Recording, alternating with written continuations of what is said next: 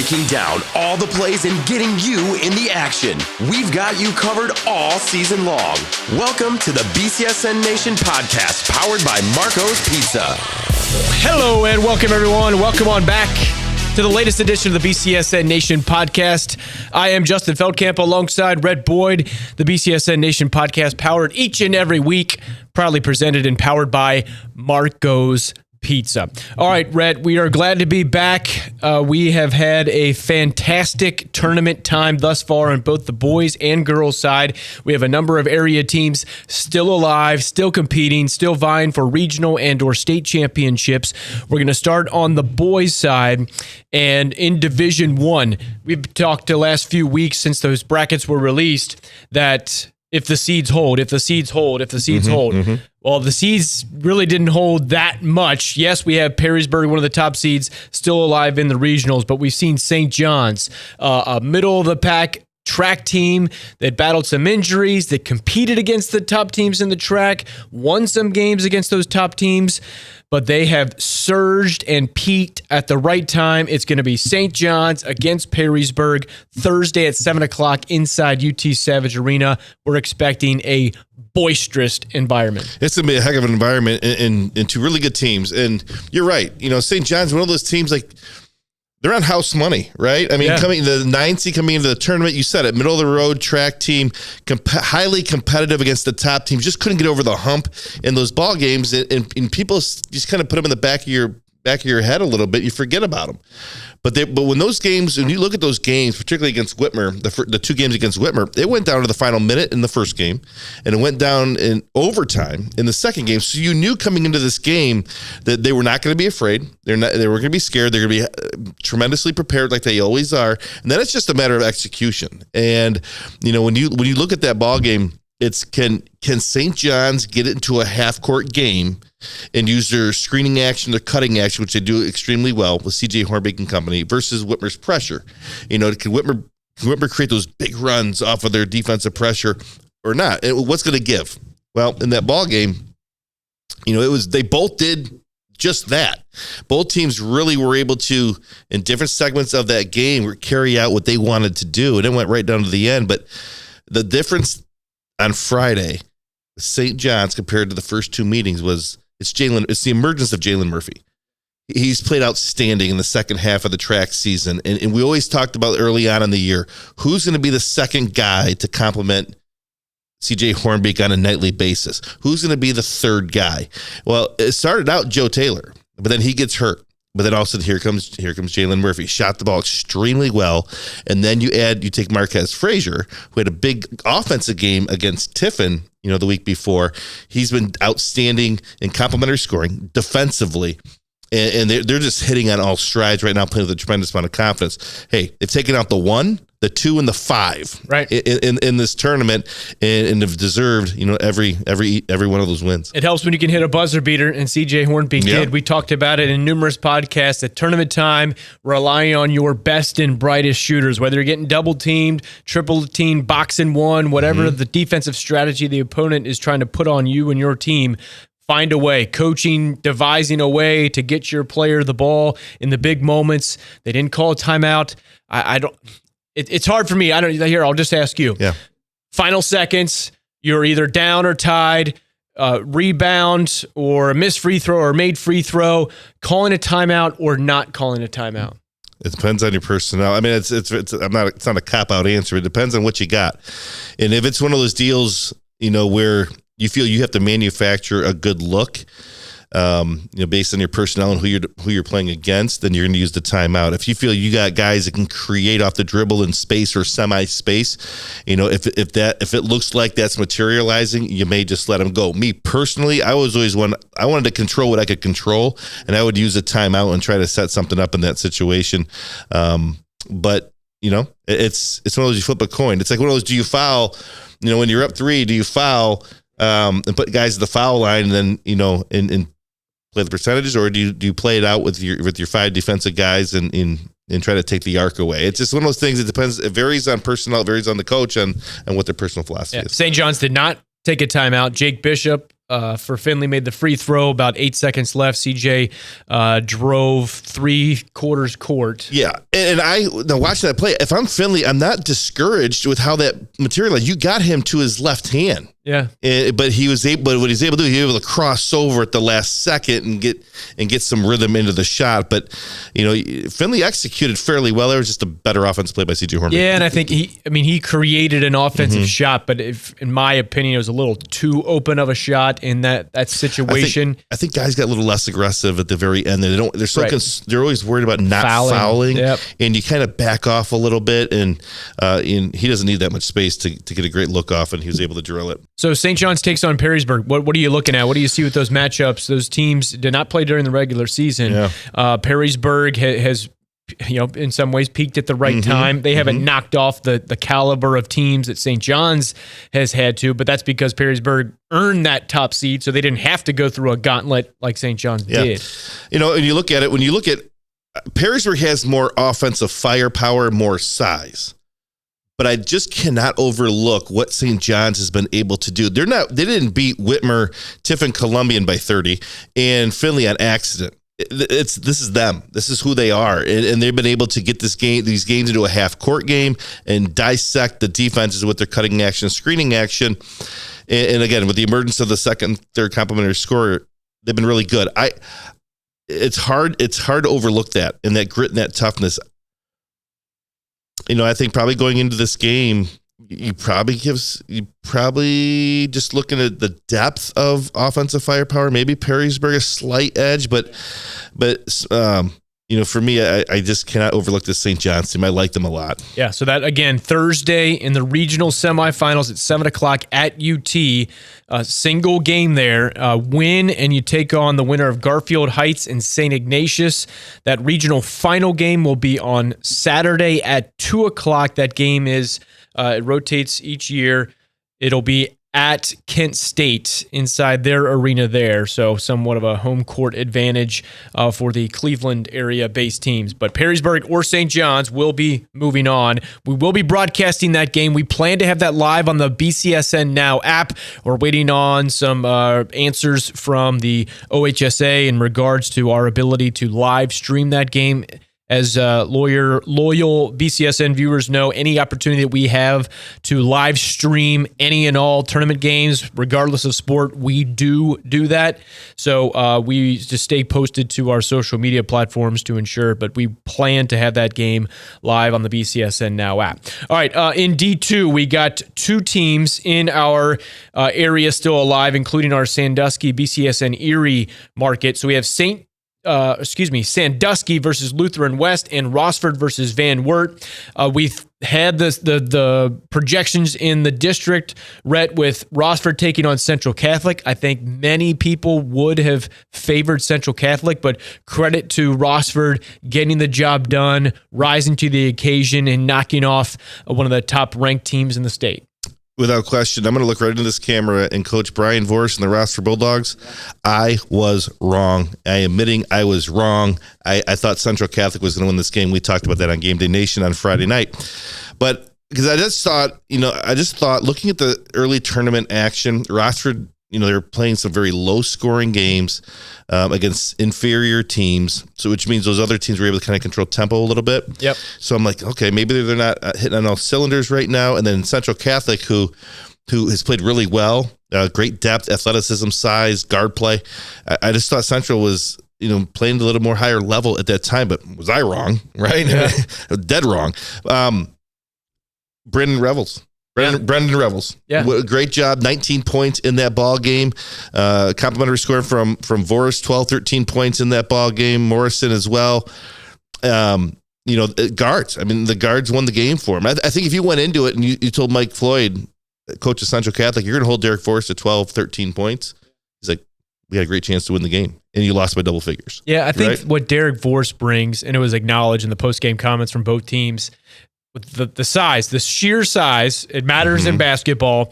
And when you add in the athleticism component that he has, and then the ability, just raising your hand when you're that tall and that big, you change a shot, especially to a guard like a Michael Greenlee or Isaiah Brenneman or any of other players who are trying to drive in the lane, whether they're shooting a mid-range jump shot or something at the elbow or something in towards the paint. When you have that presence in there, it's not a rudimentary shot. It's a difficult shot, and they packed it tight, and they made sure that they were going to lock down on defense. And we saw it in some of the wins for St. John's, like we were talking about in our previous segment. Some of these games are in the 30s. You know, high school D1, D2 basketball in the 30s, maybe 40s. Some other games have escalated into the higher point totals, but yes, Rossford got it done. Yeah, and you talk about Derek Voris. It's because you're right. It's not that he's going to get the block. It's the altering of the shot. It's getting you off balance, not taking it with great confidence. That's what he does. Bring on the offensive side. You know, when you took a point production, it is what it is, right? 12, 13 points. But what he does, he commands an extra body. And when you get that extra body, then because they've seen it all year long, they know where their looks are. The kick out, the extra pass, where the open looks going to come from. And those three guards on the perimeter can knock down shots versus anybody. And it all spiraled in the right direction for them the other night. So Rossford is taking on Van Wert. That game is at BGSU Stroh Center. That is on March 9th. So that is the 8 o'clock game. The 6 o'clock game there is Sandusky versus Lutheran West. And Sandusky has been a top 10 ranked team for virtually the entire year since the rankings came out in early January. And they have a great team. They have DeMar Moore, who is pouring in 17, 18 points a game. Jalen Green, I believe is his name, is a complimentary player or equal to DeMar in a lot of statistics. Both of them were considered for our top 30 and on down the list to our top 10. And then top 5 will be revealed this coming Friday on Game Day Nation Overtime. First team all BCSN presented by Midas. But Sandusky, if Sandusky wins, if Rossford wins, they would meet each other in the regional finals. Yep, and Sandusky's one of those teams too, high-scoring team. They scored 75 in their last ball game. They love to play up tempo, turn you over between the circles, and get some offense off of their defense. And you got them matched up with Rossford would be a great matchup of styles. Yeah. Again, Derek Force is a mismatch inside. And you look at that Van Wert team though that Rossford has to take on here in the semifinals. They put 6. They just knocked off Defiance by 26. And that's a Defiance team that had one heck of a season. Top ranked, yeah. It was one of their only losses of the year was Rossford in overtime and Whitmer. The 2 of their maybe 3 losses the entire season. So that was a really good win for Van Wert. So some high-powered offensive attacks there and a lot of pieces on each of those teams as well. All right, let's move to Division III now. When we were looking at the seedings and the brackets, we thought that Emmanuel Christian would be in the driver's seat to go on that extended, long tournament run. That was not the case. They got beat at the buzzer on the road in the Grand Canyon at Napoleon against Wayne Trace, a Wayne Trace team who is perennially a very good team that has the ability, definitely a very good regular season team, and then occasionally can go on that deep tournament run. And Wayne Trace did just that, knocking off Emmanuel Christian by 1 point. The fellow TAC member team that is still alive, though, is Cardinal Stritch.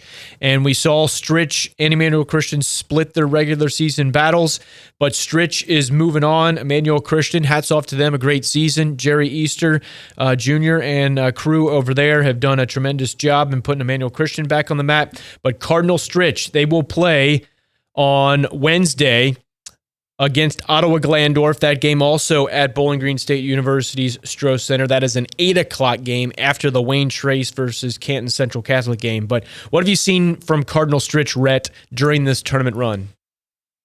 Cohesiveness, continuity. A group of 5 that start the basketball game that's played a lot of basketball together. And again, it all starts with the guard slot, the point guard slot. Christian Burton, he's the maestro, the ball handler, the facilitator, could score it himself at a really high level. I was talking to a coach that played them during the regular season, and he's like, Jerry Easter is the best player in the conference. Christian Burton second. He's because of what he can do on his own, but what he means to that team in totality. He goes, we could do nothing with them, and the coach thought that they were a pretty good defensive team. So he had a lot of high praise for Christian Burton. But then you got Brian Hicks, size, length, scoring on the wing. Carter as well, knocks down shots, and then you got Cam Hughes inside, who's you have to address him inside if you're the opponent. So again, a lot of pieces, the way that roster is constructed, that lineup is constructed, talented, and again, put a lot of basketball together, playing with a lot of confidence. And they got shipped out to a different district than Emmanuel and Swanton, so they do a little more traveling, but it's allowed them to get to the spot where they're going to play a very talented OG team. Yeah, so Ottawa-Glandorf is a team that they play on the Supreme Court. It is a legit venue. If you've never been to a game, good luck getting a ticket. It's a great venue, a great tradition-rich program, not only on the boys' side, but also on the girls' side. And with Cardinal Stritch, they will definitely have their hands full. It's going to be a packed environment. We've mentioned it previous podcasts that Stroh Center is rocking and rolling on midweek nights, starting on Tuesday, Wednesday, Thursday, and then if your team is lucky enough to get to the Saturday championships, it's definitely a fun venue to be a part of. Even if you don't really have a dog in the fight, if you just want to go see some good basketball in a raucous environment where fans are cheering on each and every possession, it is a fantastic way to watch a high school basketball game. It really is, because it's it's kind of like the old Stroh Center came from old Anderson Arena, which is like a glorified high school. Yep. It's a high school atmosphere, especially when you get the small towns with one high school, coming in, they're all wearing the school colors. It's, you're right on top of the floor. You're right, Justin. It is a heck of an environment. And just as a basketball fan, get down there and watch some really talented teams really light it up this week. And we'll finish up on the boys' side in Division 4 in the Toledo area. Patrick Henry out of the NWOAL. They are still alive. They're going to take on Marian local. Also at BGSU. That's a Tuesday night game as we tape this on a Tuesday and air it on Wednesdays at 3 o'clock. This BCSN Nation podcast powered by Marco's Pizza. In addition to PH out of the NWOAL, they've had a great resurgence. That is known as a football program for such a long time, or football school, but now it's a football and basketball school because they're getting to the regional semis.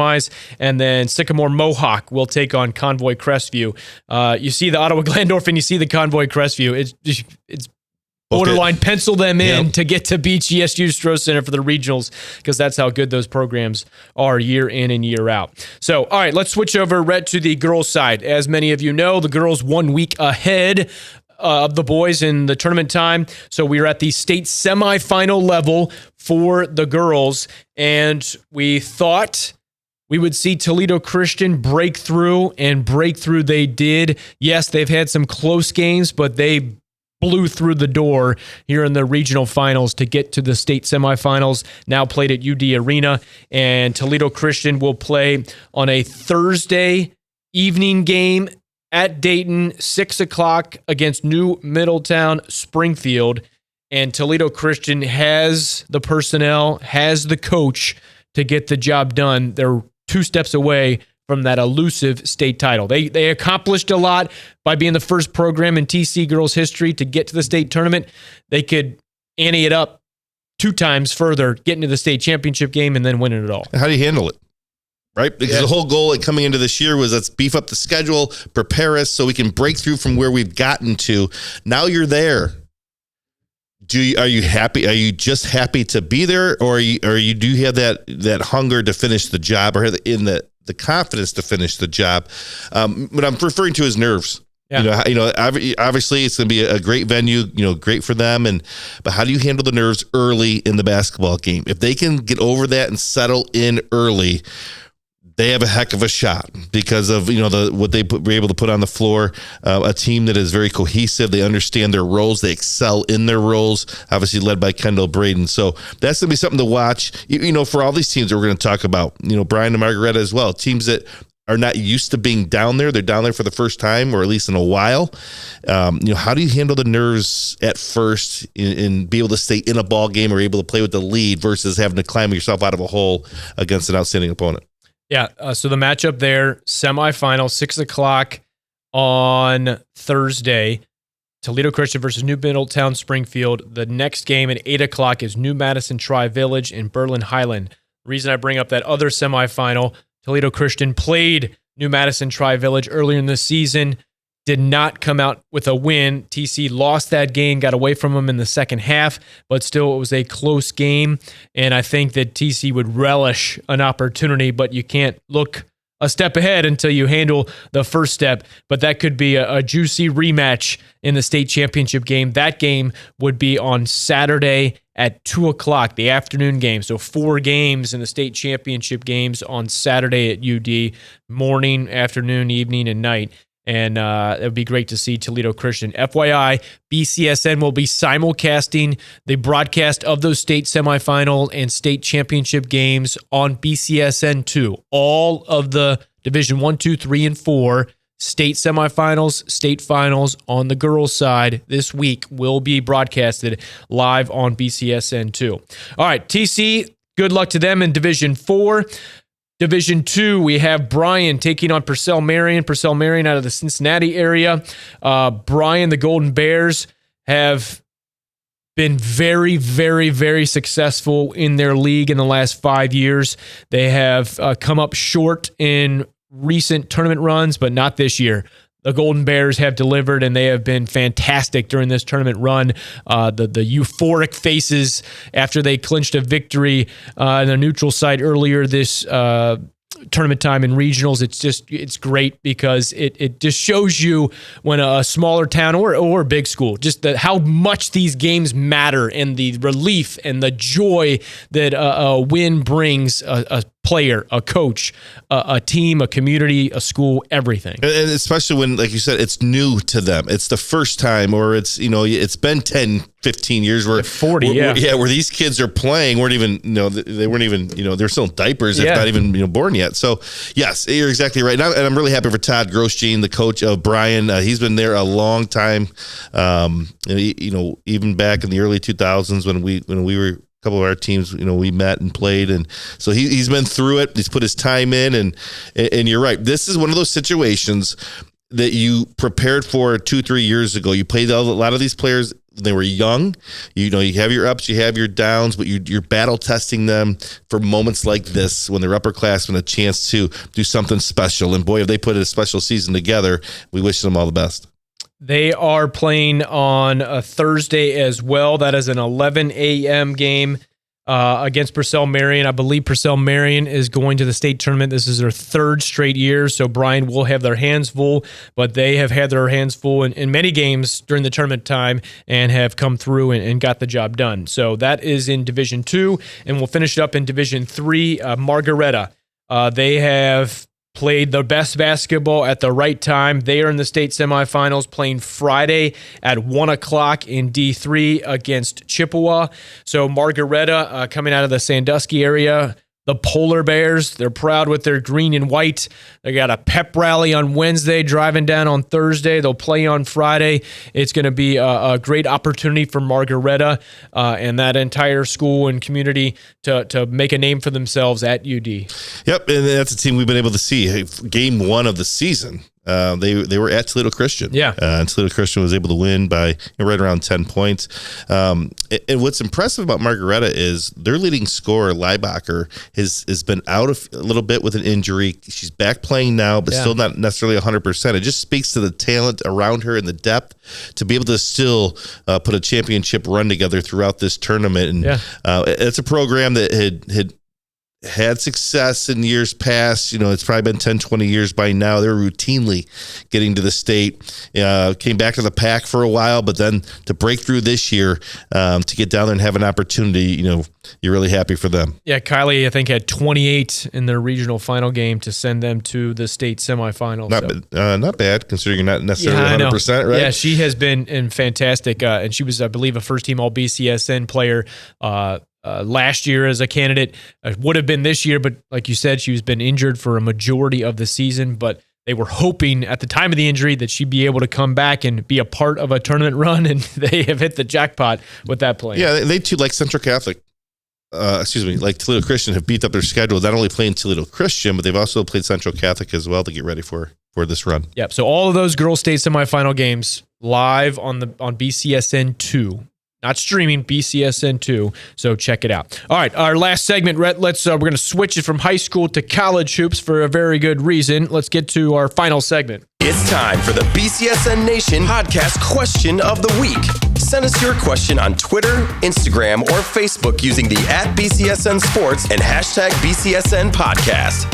All right, Rhett. So those loyal BCSN viewers know that Rhett does a bunch of games for us and also does our Game Day Nation and Game Day Nation overtime show on Friday nights in the studio. But Rhett, you're also on the call, color analysis for the Mid-American Conference Tournament, men and women, or one or the other? The 4 men's quarterfinals. 4 men's quarterfinals. Okay, so parts of Northwest Ohio, we got BG, you got UT. The longest stinking droughts in the country in many respects. BG hasn't been in the NCAA tournament since 1968. That's not going to change. Michael Huger and BG parted ways this past Sunday. Michael Huber, a fabulous human being. His son and my son have played hoops and baseball against each other. Michael Huger's wife is a delight, but they just couldn't win enough. And he wished he had more time with their new AD, Derek Vanderway, but that did not materialize. So the school and Huger have parted ways. They are now under a national search to find a new head coach. So BGSU, not in the men's tournament, only the top 8 get to Cleveland. UT, the number 1 seed, outright winners on both the men and the women's side. So UT, men's side, hasn't been to the tournament since 1980. Do the math. 43 years. 43 years. Is this year the year, Red? It very well could be. It very well could be. But look, anybody that's followed this conference in detail throughout the season, the margin for error is paper thin. When you talk about the top 4 seeds in this tournament, I'm going to even throw Ohio in there as the 5 seed because they're red hot right now. And so when you look, that's your Bobcats. That's my Bobcats right here. I got the green lanyard here. Yeah. But when you look at Toledo, why they've been able to persevere over the 3-month season, is their depth in terms of being able to score the basketball at a variety of different positions. Obviously, Ray J. Dennis, who arguably could be the player of the year in this conference. The difference this year from last year coming in, first year, primarily a facilitator. You had Ryan Rollins, kind of the lead scorer last year. Has really, with the Ryan Rollins early departure to the Golden State Warriors, he's really stepped up his game in terms of scoring, and he's still an excellent facilitator. He's first or second in the conference in assists, as well as an 18-point-a-game score. Yeah. So then look at all the toys he has to play with, right? You got Dante Maddox, another guy, comes in new this season from out west. Has been great. He's averaging 11 points a game in that 2-guard slot, but it's big-time moments against big-time opponents, the top teams in this conference. He's had some big games. Yeah. His ability to slash to the rim and shot making. Raheem Moss is your glue guy. He's your top perimeter defender. He's grinder, rebounds the basketball. But JT Shoemate and Cedric Milner, these are guys that have been through it now in the Mid-American Conference, 3 years now. Elite scores, 16 points, 18 points. We're both about 16 and a half points right now. But this team has been battle-tested for the last 3 years. They're uberly talented at all 5 spots. But one difference from them last year to this year is the bench production. Yeah. They're getting much more. EJ Farmer, AJ Adu off the bench is occupying minutes, and they've been able to put points on the board. They just did not have that in years past. So that's what they bring to the table, and they've done it better than obviously the rest, although it was obviously a very slight margin, right? Yeah, Kent State, Sincere Carey, the reigning MAC Player of the Year. Akron has a great inside out with Castaneda, the MAC's leading scorer. Enrique Freeman on the inside, and Ball State, who Toledo who lost at home to Ball State. And had to go to Muncie and play an outstanding Ball State team with Peyton Sparks and company to get a narrow victory there to win the outright championship. So, and I'm not going to forget about your Bobcats, Dwight Wilson and company, and they got some good freshmen that are playing well in the perimeter. So, it's one of those deals like in the mid-major, it is what it is, right? You got to be good for 3 days. Yeah. You got to be good for 3 days, and it's unfortunate that 3 months doesn't carry a little bit more weight, but that's what it is. So what you've seen in the past is teams that have had the elite guard score over 3 days with complementary elite scoring on the inside post play has come out of this tournament. Last year it was Castaneda and Enrique Freeman. Yeah. We'll see what happens in this tournament. I like Toledo's chances. Yeah. I think it was very important to get the 1 seed. Not that Ball State can't beat Toledo if the seed's held in 1-4 type thing, because they can. They've showed it. But to play Akron and Kent State back-to-back days is a tall task. So I think it was really in Cleveland, right? It was virtually a home game for those teams. So I think that was big for Toledo. And one thing different from years past too with them, they were happy to win the outright championship, but immediately they said, we're not done. This is not what we play for. We're playing for 3 days in Cleveland. So they're hungry. And they know what's right in front of them, and they just got to go out and do it. Yeah, I liked how Ray J. Dennis said, do not celebrate the clinching of a sharing of the MAC title. They wanted the outright title. They got that. It's all about a mindset and kind of having that right frame of mind when you're playing on a Thursday in a half-empty arena or 75% arena, and you're first out of the gate. 1980 is in the back and the front and the side and the other side of your brain. 1980, when you're going to break through. Do you want to be great for 3 days? Do you want to be great for 3 straight years and great through the regular season, run the program right? Yes, everybody wants both. They want both, especially when it's been a 43-year drought. So UT has the setup, the makeup, the roster, the depth. You said EJ Farmer. I was going to bring him up if you did not. He's the guy that I have been impressed with outside of that starting 5 who can come through in a clutch moment, or even if it's not necessarily a clutch moment, but just quality minutes, not turning the ball over when you're getting those opportunities, knocking down a 3, penetrating. He finishes around the rim very creatively, and it's about not missing a bunch of free throws. It's about not dunking the ball in pregame warm-ups and giving yourself a concussion. It's about little tiny detail things where in the Mid-American Conference, just like any other mid-major program, all those little tiny details in the span of 3 days add up or they subtract. Yeah. They have to add up because the last few years they have subtracted for UT men. Yeah. I mean, 2 years ago, Jason Preston emerged and went off, fantastic. And it got him drafted. Ohio Bobcats. Fantastic. And then last year, Toledo was one of the top free throw shooting teams in the country.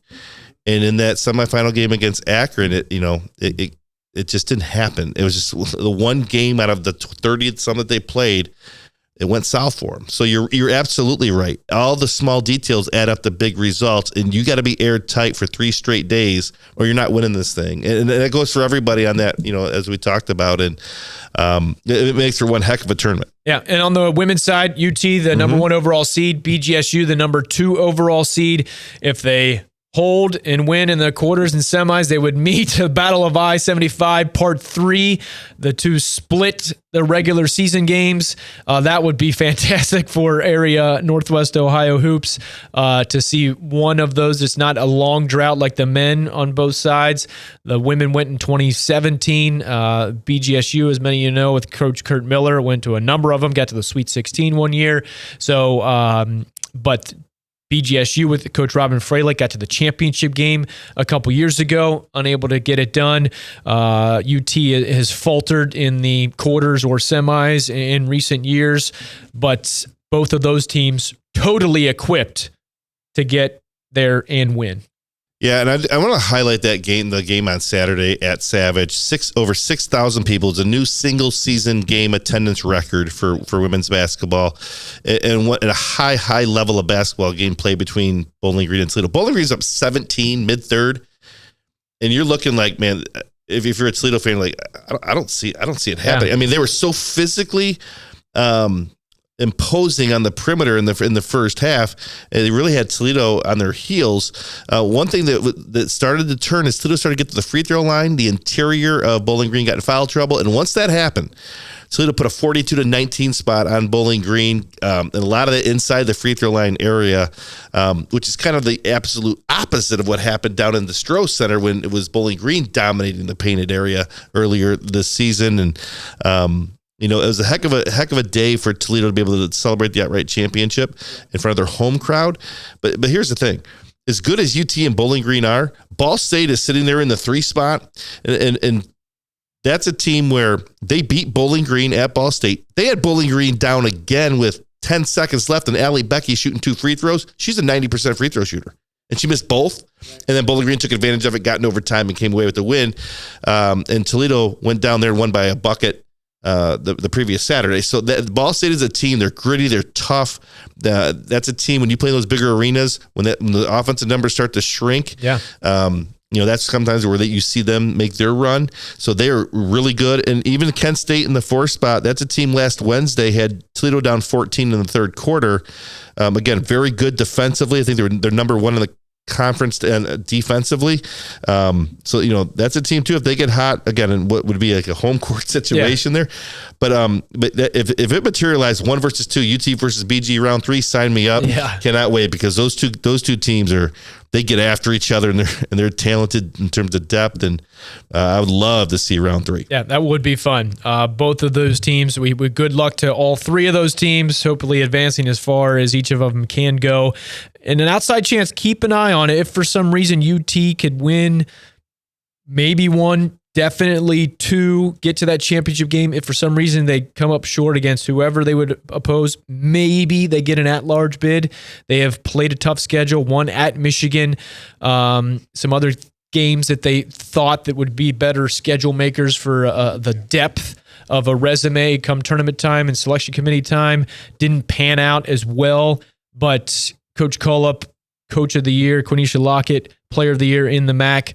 They have deserved at least a very, very, very good, strong look from the committee if they do not get the automatic berth by winning the title. And I think they're starting to get both teams, the men and the women, are starting to get some national recognition. I believe I read something this morning that both teams were ranked 33rd in the latest poll. So top 25 poll, Yep, top 25 poll. So we'll see. All right, well, have fun in Cleveland, and we are looking forward to Game Day Nation this Friday, in addition to all the games we just talked about. But first team all BCSN presented by Midas will be announced 10 o'clock on Game Day Nation overtime. 5 boys, 5 girls, the top 5 boys and girls in our area. Congratulations to them this coming Friday. Check that out. For Rhett Boyd, I'm Justin Feldkamp. Thank you for watching and or listening to the BCSN Nation podcast powered by Marco's Pizza. We will see you next week.